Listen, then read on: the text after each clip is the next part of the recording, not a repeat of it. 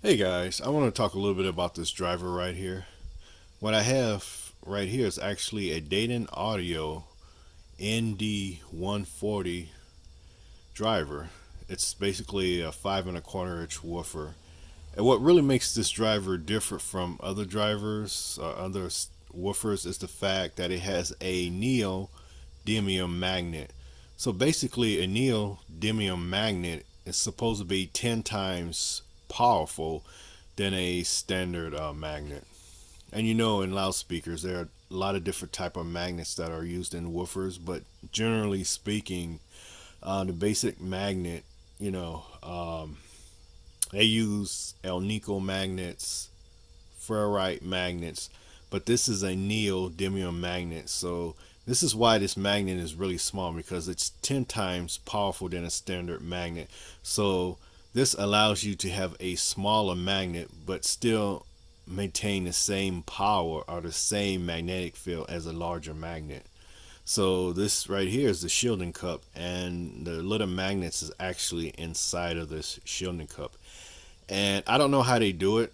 You know, when they use neodymium magnets, a lot of times they may use like little bars, magnet bars, and they put them, like in a cylinder in a circle, or sometimes they just use small little round magnets. So it's basically they use more than one magnet is what I'm trying to say. Usually, if they put neodymium magnets in a woofer like this, they use a lot of small magnets and they put them together to build up the magnetic field. So it's just not one large magnet inside of here. It's usually a bunch of tiny magnets inside of here. So yeah.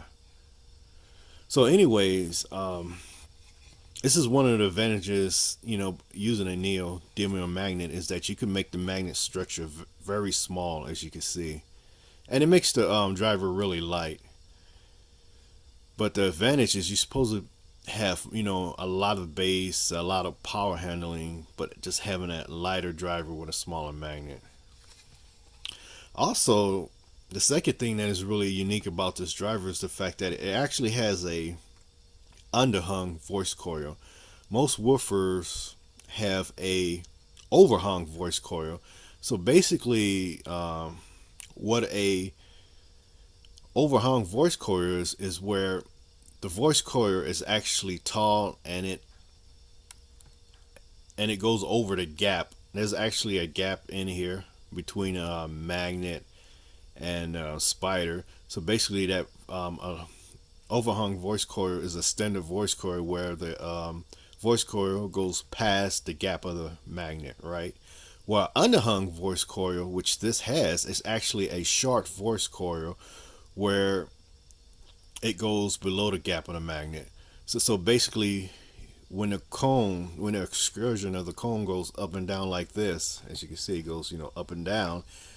The short voice coil does not exceed the gap. It still stays inside the gap, right?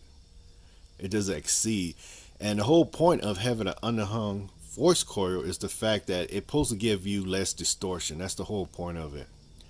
But at the same time, after using drivers like this, I found out that even though it gives you less distortion, um, it doesn't really give you much cone movement, right? It's not much cone movement because the voice coil never exceeds the gap. So, and the reason for this is why this type of driver has so much Xmax. This driver has 4 millimeters of Xmax, and this is a 5 inch driver. Usually drivers that are I would say 8 inch drivers or even 10 inch drivers would have 4 millimeters of Xmax. That's a lot of Xmax. 4 millimeters, and you find that in 8 inch drivers and 10 inch drivers, but in a 5 1/4 inch driver, that's very rare to see that much X mass. And this is why this driver has this much X mass, is because it has a short voice coil. So when you have a short voice coil, there's not going to be as much movement as you would have with a standard voice coil. So this is why they have to add the X mass to the driver, because the X mass gives the cone more excursion. And excursion is, again, when the Cone goes up and down or in and out, however you want to say it. See, and this is why you see it has a large rubber surround. Again, this is due because it has very high Xmax. It has 4 millimeters of Xmax, so there's going to be a lot of excursion going.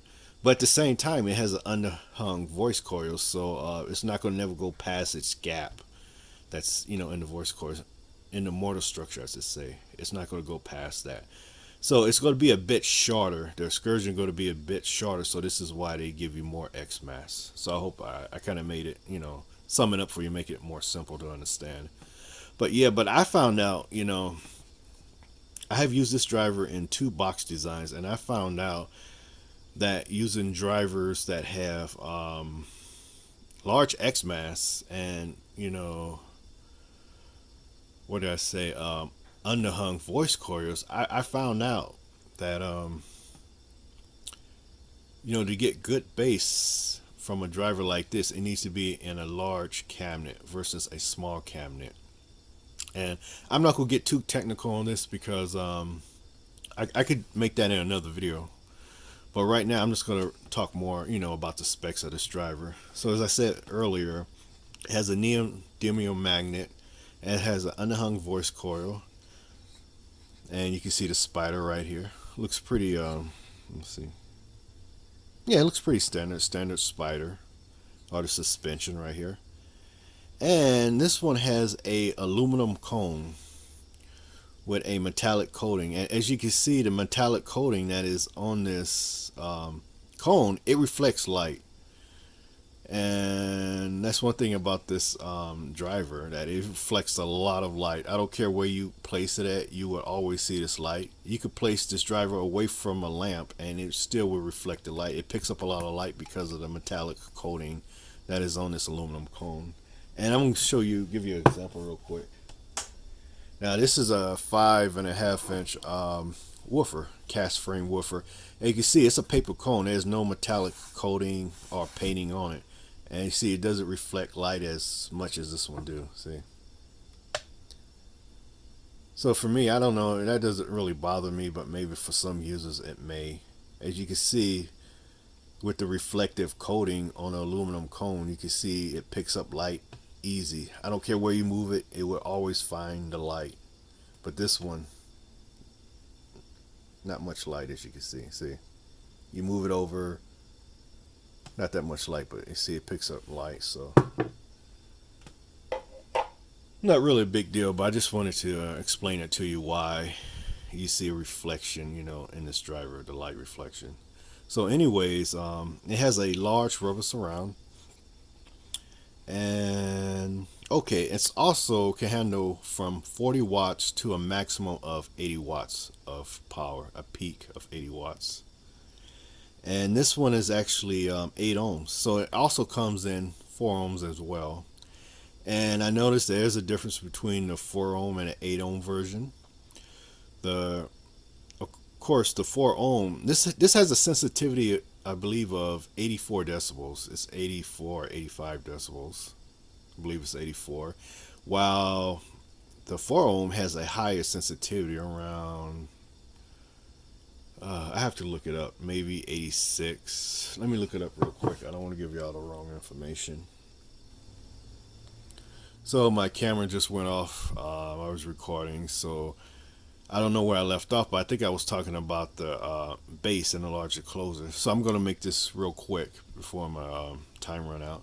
So basically, if you put this in a 0.75 cubic foot enclosure, you're going to get bass. You are going to get bass down to 36 hertz.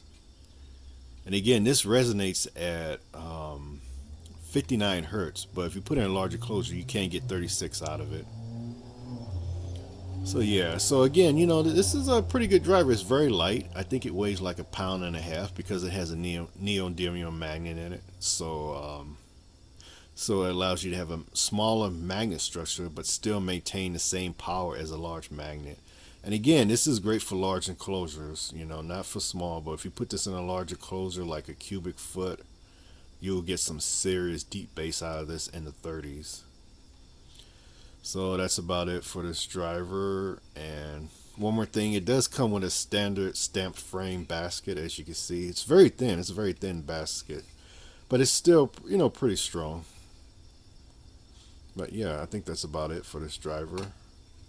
So I hope you enjoyed this video, and I'm going to do a number of tests, you know, on this driver and talk more about it. I could spend all day talking about this driver because it has an underhung voice coil and has a very high Xmax. And again, that really affects the sound quality of the bass performance of a driver like this. So I hope you enjoyed this video, and I will catch you guys later. Goodbye.